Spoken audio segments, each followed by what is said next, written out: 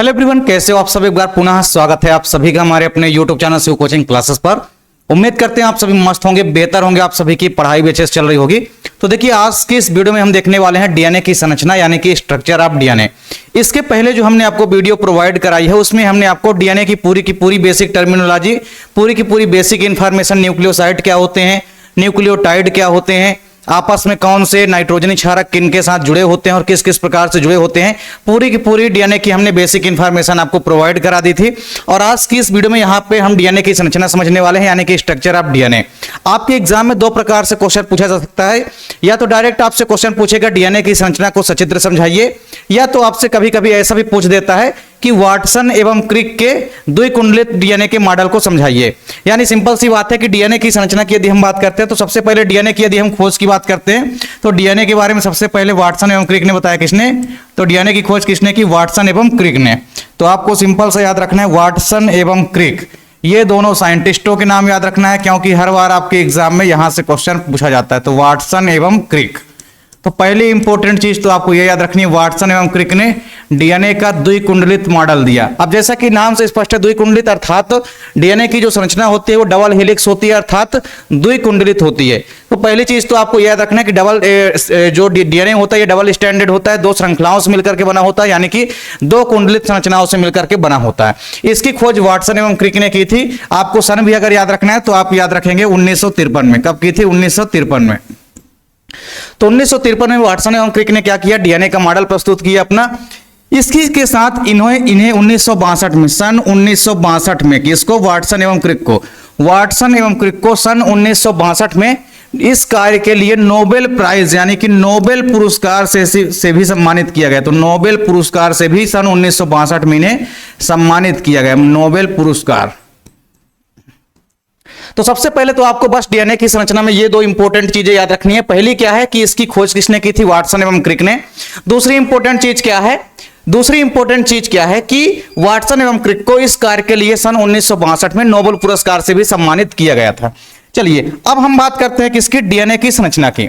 तो डीएनए की संरचना की यदि हम बात करते हैं तो इसके मुख्य बिंदु हैं। सबसे पहले आप देखेंगे कि जो डीएनए की संरचना होती है इसमें दो स्टैंड्स होते हैं जिनको आप श्रृंखलाएं भी कहते हैं, अर्थात डीएनए की जो संरचना होती है उसमें दो अलग अलग स्टैंड होते हैं या दो अलग अलग श्रृंखलाएं होती है, और ये दोनों अलग अलग श्रृंखलाएं जो होती है आपस में एक दूसरे से लिपट करके एक द्विकुंडलित संरचना का निर्माण करती है। इसके बाद आप देखेंगे कि जो दोनों श्रृंखलाएं होती है वो बनी किसकी होती है? तो पॉलीन्यूक्लियोटाइड की बनी होती है। किसकी बनी होती है? पॉलीन्यूक्लियोटाइड की। जब न्यूक्लियोटाइड के बहुत सारे अणु आपस में मिलते हैं, लगभग 1000 अणु आपस में मिलेंगे, तब कहीं जाकर के डीएनए का एक स्टैंड या एक श्रृंखला का निर्माण होता है। यानी सिंपल सी बात, आपने दो चीजें सीखी। पहली चीज तो ये कि डीएनए की संरचना में आपको दो स्टैंड्स दिखाई देते हैं, या आप दो श्रृंखलाएं कह सकते हैं। तो डीएनए की संरचना में आपको दो श्रृंखलाएं दिखाई देगी, और दोनों श्रृंखलाएं किसकी बनी होती है? पॉलीन्यूक्लियोटाइड की बनी होती है। और ये दोनों श्रृंखलाएं आपस में एक दूसरे से लिपट जाती है और लिपट करके एक द्विकुंडलित यानी कि डबल हेलिकल संरचना का निर्माण करते हैं। तो दोनों इंपॉर्टेंट पॉइंट आपको याद रखना है। फिर इसके बाद आप देखेंगे कि आपस में जो दोनों पॉलीन्यूक्लियोटाइड की श्रृंखलाएं होती है ये आपस में किसके माध्यम से जुड़ी होती है? तो हाइड्रोजन बंध के माध्यम से जुड़े होते हैं, यानी नाइट्रोजनी क्षारकों के माध्यम से हाइड्रोजन बंध द्वारा ये आपस में जुड़े होते हैं।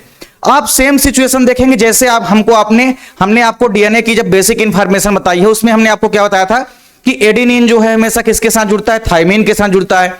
ग्वानिन हमेशा किसके साथ जुड़ता है? साइटोसिन के साथ जुड़ता है। तो चलिए सबसे पहले यहां पे डीएनए के मुख्य बिंदु समझते हैं और क्रमशः डीएनए की संरचना को भी एक एक पार्ट करके यहां पे समझते हैं। तो मुख्य बिंदुओं के साथ साथ हम डीएनए की पूरी स्ट्रक्चर को भी कवर करते हैं। चलिए सबसे पहला पॉइंट हमारा क्या है डीएनए की संरचना का? तो आपको सबसे पहला पॉइंट नोट करना है। क्या कह रहा है कि डीएनए के प्रत्येक अणु में दो स्टैंड्स होते हैं या दो श्रृंखलाएं होती है जो एक दूसरे के चारों ओर लिपट करके क्या करती हैं? एक द्विकुंडलित संरचना का निर्माण करती हैं। पहली पॉइंट तो बहुत ईजी है। पहले पॉइंट में क्या कह रहा है? ये हमारे पास एक डीएनए की संरचना है, इसमें आपको दो स्टैंड्स दिखाई दे रहे हैं। एक स्टैंड आपको इस प्रकार से दिखाई दे रहा है और दूसरा स्टैंड इस प्रकार से दिखाई दे रहा है। तो आप ऐसा भी नॉर्मली बना सकते हैं। तो ये देखिए, ये हमारे पास एक डीएनए की संरचना है, इसमें आपको दो स्टैंड्स दिखाई देते हैं। एक स्टैंड्स ये वाला, तो एक स्टैंड्स ये है और दूसरा स्टैंड्स ये है, या दूसरी श्रृंखला ये। तो कुल मिला के आप ये कह सकते हैं कि प्रत्येक डीएनए की श्रृंखला में दो स्टैंड्स या दो श्रृंखलाएं होती है और दोनों श्रृंखला ही आपस में एक दूसरे से लिपट करके एक द्विकुंडलित संरचना का निर्माण करते हैं। तो आप देख सकते हैं एक श्रृंखला ये है और एक श्रृंखला ये, अब दोनों आपस में एक दूसरे से लिपट गई हैं, तो आप देख सकते हैं कि एक द्विकुंडलित यानी कि डबल हेलिकल संरचना हमारे पास यहां पे प्राप्त हो गई है।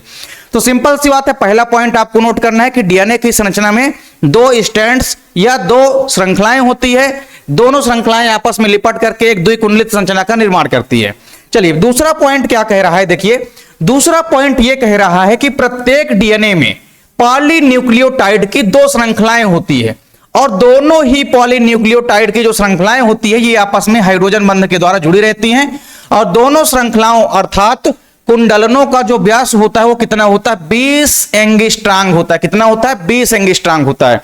तो आपको सिंपल सा यहां पे देखना है, क्या कह रहा है कि हमारे पास दो श्रृंखलाएं हैं, तो एक श्रृंखला तो ये वाली हो गई और दूसरी श्रृंखला ये हो गई और दोनों श्रृंखला देख सकते हैं एक दूसरे से लिपट गई है और लिपट करके एक द्विकुंडलित संरचना का इस प्रकार से निर्माण कर ली है। अब ये जो दोनों श्रृंखलाएं हैं, क्या कह रहा है कि ये जो दोनों श्रृंखलाएं हैं, एक ये श्रृंखला और एक ये श्रृंखला, दोनों श्रृंखला किसकी बनी होती है, पॉलीन्यूक्लियोटाइड की। मतलब ये वाली श्रृंखला भी किसकी बनी होगी, ये वाली श्रृंखला भी आपकी बनी होगी पॉलीन्यूक्लियोटाइड की। किसकी बनी होगी, ये वाली श्रृंखला ही बनी होगी पॉलीन्यूक्लियोटाइड की, पॉलीन्यूक्लियोटाइड की बनी होगी ये वाली श्रृंखला। और इसके अलावा आपकी ये वाली श्रृंखला भी किसकी बनी होगी, पॉलीन्यूक्लियोटाइड की बनी होगी। यानी बहुत सारे न्यूक्लियोटाइड जुड़ जुड़ करके एक पॉलीन्यूक्लियोटाइड बनाए हैं। तो आप देख सकते हैं ये वाली जो पॉलीन्यूक्लियोटाइड की श्रृंखला है ये भी बहुत सारे न्यूक्लियोटाइड के मिलने से बनी है और ये वाली जो श्रृंखला, ये वाली श्रृंखला भी बहुत सारे न्यूक्लियोटाइड के मिलने से बनी है आपस में।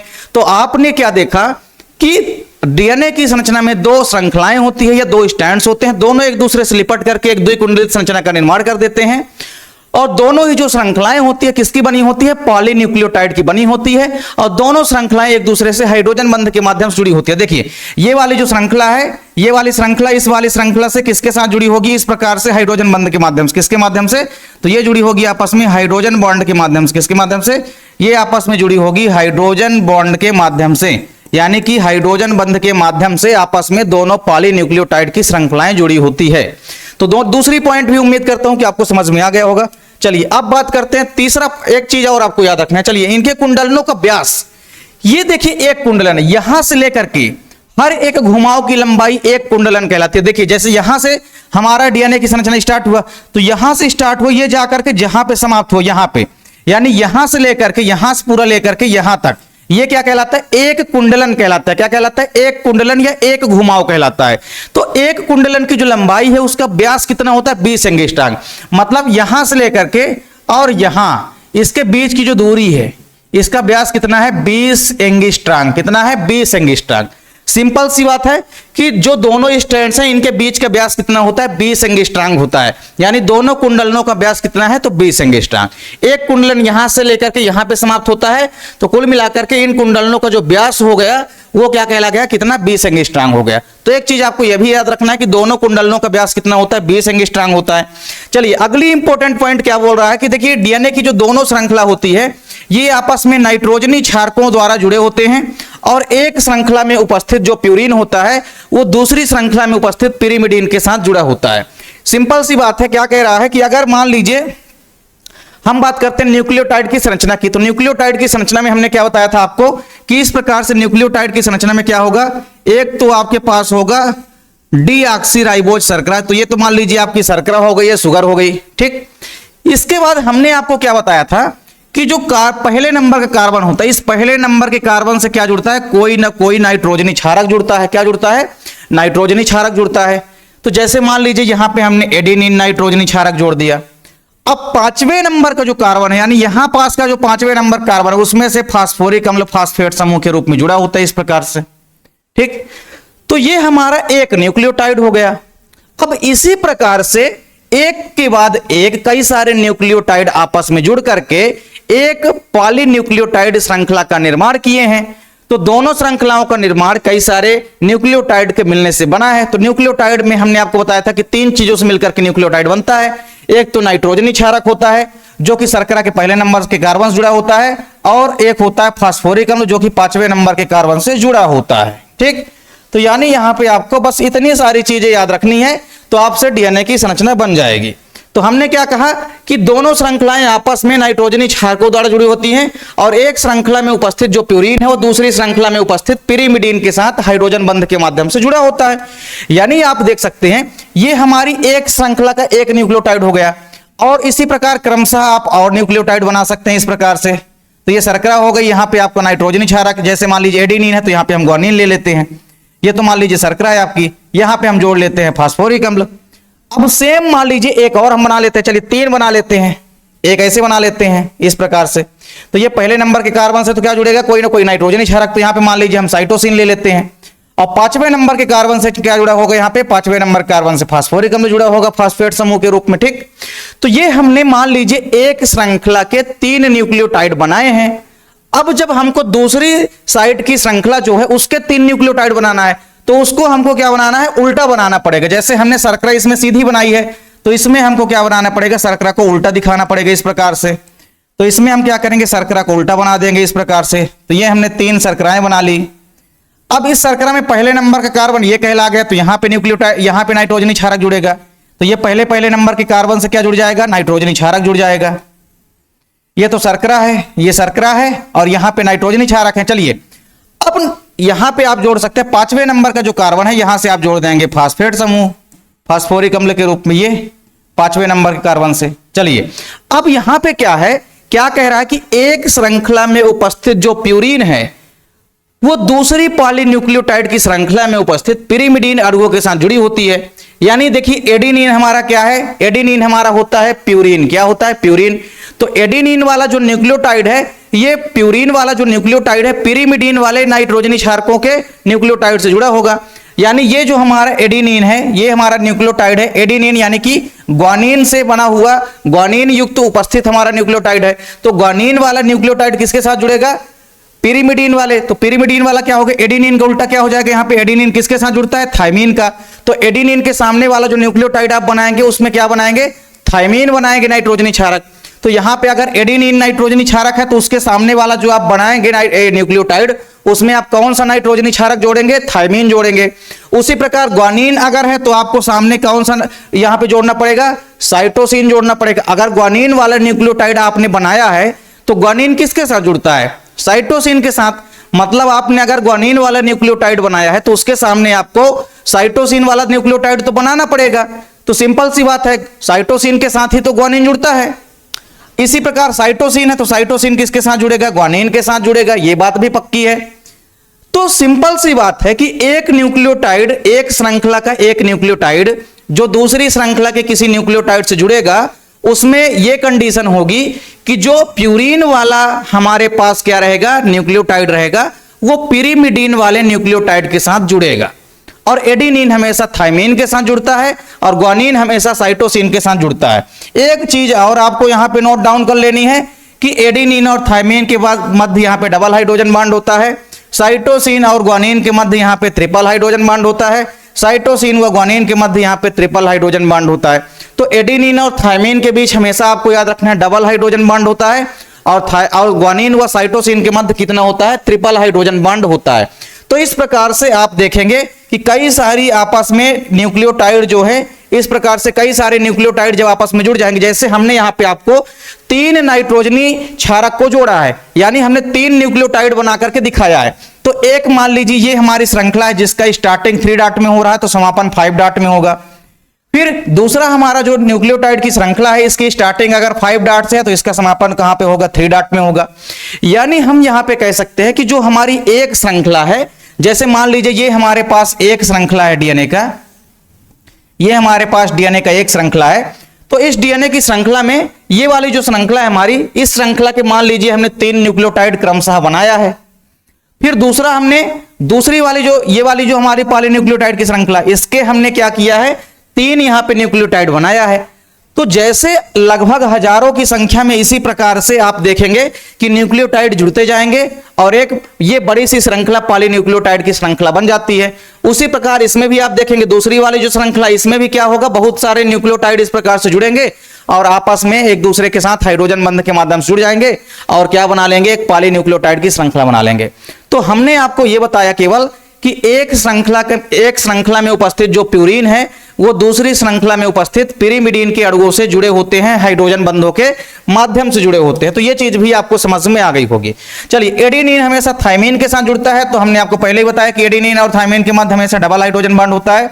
और ग्वानिन किसके साथ जुड़ता है? साइटोसिन के मध्य जुड़ता है, तो ग्वानिन हमेशा किसके साथ जुड़ेगा? साइटोसिन के साथ जुड़ेगा।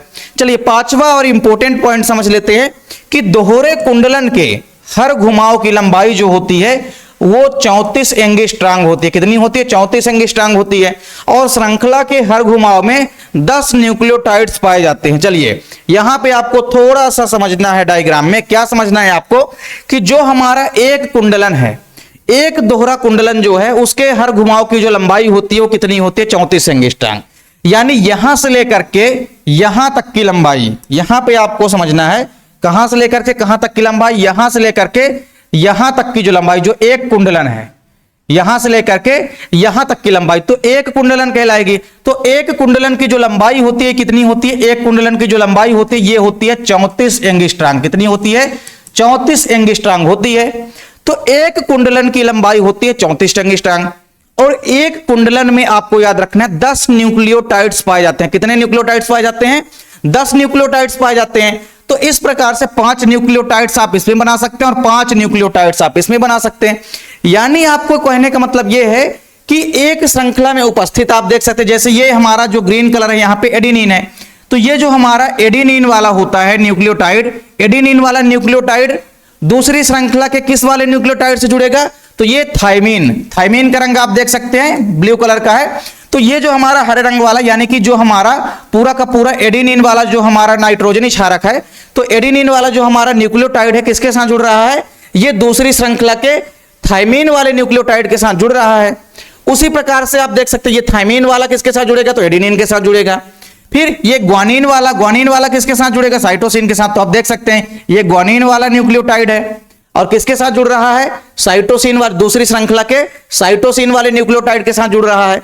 फिर आप देख सकते हैं जो हमारा एडेनिन है फिर से थाइमिन के साथ जुड़ रहा है। तो एक कुंडलन में आपको 10 न्यूक्लियोटाइड्स देखने को मिलेंगे। यानी यहां से लेकर के यहां तक के बीच में आपको टोटल 10 न्यूक्लियोटाइड्स देखने को मिलेंगे। कितने मिलेंगे? 10 न्यूक्लियोटाइड्स देखने को आपको मिलेंगे। यहां तक में आपको देखना है, यहां तक में आपको देखना है कि 10 न्यूक्लियोटाइड जो है देखने को आपको मिलेंगे। 10 न्यूक्लियोटाइड। तो एक कुंडलन में आपको कितने न्यूक्लियोटाइड दिखाएंगे? 10 न्यूक्लियोटाइड्स जो होते हैं ये दिखाई देते हैं। ये चीज आपको ध्यान में रखनी है। तो सिंपल सी कहानी है, यहां पे आपको याद रखना है कि एक जो हमारा दोहरा कुंडलन है, एक दोहरे कुंडलन के बीच की लंबाई कितनी होती है? 34 एंगस्ट्रॉम होती है। तो यहां से लेकर के यहां तक के बीच की दूरी कितनी है? 34 एंगस्ट्रॉम है। और यहां से लेकर के यहां तक में, मतलब जो 34 एंगस्ट्रॉम की दूरी है, इनके बीच में टोटल 10 न्यूक्लियोटाइड्स पाए जाएंगे। कितने न्यूक्लियोटाइड्स? 10 न्यूक्लियोटाइड्स जो है पाए जाते हैं। अंत में एक चीज आपको और याद रखनी है कि दो न्यूक्लियोटाइड्स के बीच की दूरी कितनी होती है। जैसे मान लीजिए एक न्यूक्लियोटाइड्स ये हो गया और दूसरा न्यूक्लियोटाइड्स ये हो गया, तो दो न्यूक्लियोटाइड्स के बीच की दूरी, यानी केवल इतने और इतने के बीच की दूरी, दो न्यूक्लियोटाइड्स के बीच की दूरी कितनी होती है? तो दो न्यूक्लियोटाइड्स के बीच की दूरी, आपकी एक न्यूक्लियोटाइड्स हो गया, दूसरा न्यूक्लियोटाइड्स हो गया, तो दो न्यूक्लियोटाइड्स के बीच की दूरी कितनी होती है? 3.4 एंगस्ट्रॉम। कितनी होती है? 3.4 एंगस्ट्रॉम होती है। यानी ये जो हमारा डीएनए का संरचना है, इसमें आप देखेंगे इस डीएनए की संरचना में, यहां पे अलग से बना लेते हैं डीएनए की संरचना।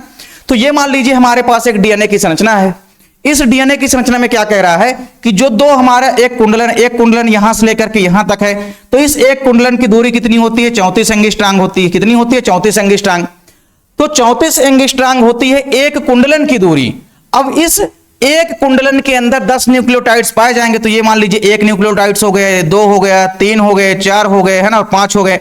तो इस प्रकार से टोटल यहां से लेके यहां तक के बीच में, यानी एक कुंडलन में आपको 10 न्यूक्लियोटाइड्स दिखाई देते हैं। तो दो न्यूक्लियोटाइड्स के बीच की दूरी, मतलब यहां से लेके यहां के बीच की दूरी, तो दो न्यूक्लियोटाइड्स के बीच की दूरी कितनी होगी? 3.4 एंगस्ट्रॉम।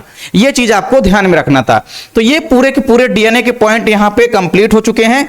अब आपको यहां पे सिंपल सा समझना है कि डीएनए की संरचना में हमने आपको क्या क्या बताया।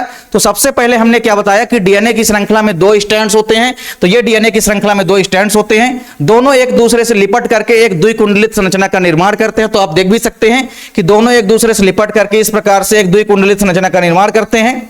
फिर हमने आपको क्या बताया कि जो दोनों श्रृंखलाएं या दोनों स्ट्रैंड्स होते हैं डीएनए के, ये पॉलीन्यूक्लियोटाइड्स के बने होते हैं। किसके बने होते हैं? पॉलीन्यूक्लियोटाइड्स के बने होते हैं। तो एक श्रृंखला हो गई, दूसरी श्रृंखला, दोनों श्रृंखला किससे बनी होती है? पॉलीन्यूक्लियोटाइड्स से बनी होती है।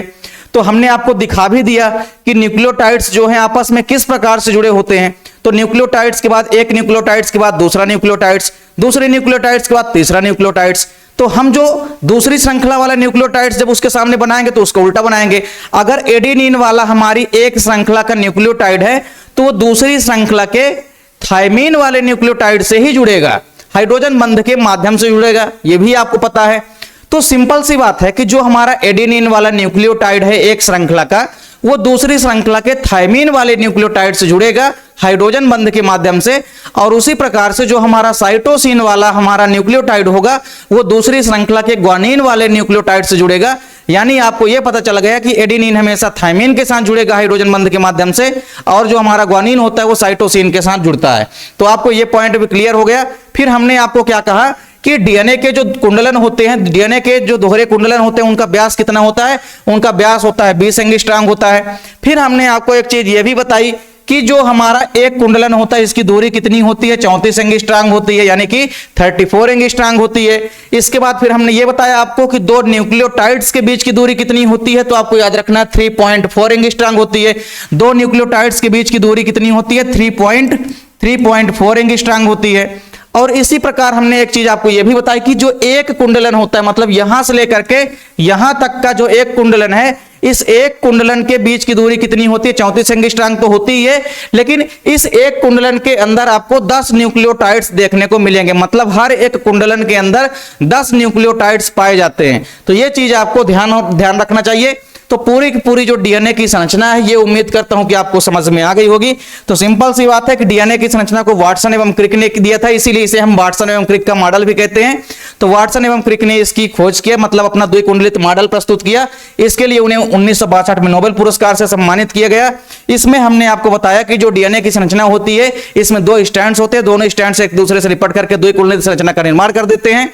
इसके बाद हमने आपको बताया कि दो पॉलीन्यूक्लियोटाइड की श्रृंखलाएं होती है, और दोनों पॉलीन्यूक्लियोटाइड की श्रृंखलाएं किसके माध्यम से जुड़ी होती है? तो हाइड्रोजन बंध के माध्यम से जुड़ी होती है। इसके अलावा हमने आपको यह भी बताया कि हाइड्रोजन बंध से तो जुड़ी होती हैं, लेकिन किसके माध्यम से? तो नाइट्रोजनी क्षारकों के माध्यम से जुड़ी होती हैं। और कैसे आपस में नाइट्रोजनी क्षारक हाइड्रोजन बंध के माध्यम से जुड़े होते हैं वो भी हमने आपको, न्यूक्लियोटाइड कैसे जुड़ते हैं वो भी हमने आपको क्रमशः बना करके पूरे के पूरे न्यूक्लियोटाइड को जोड़ करके यहाँ पे एक्सप्लेन कर दिया है।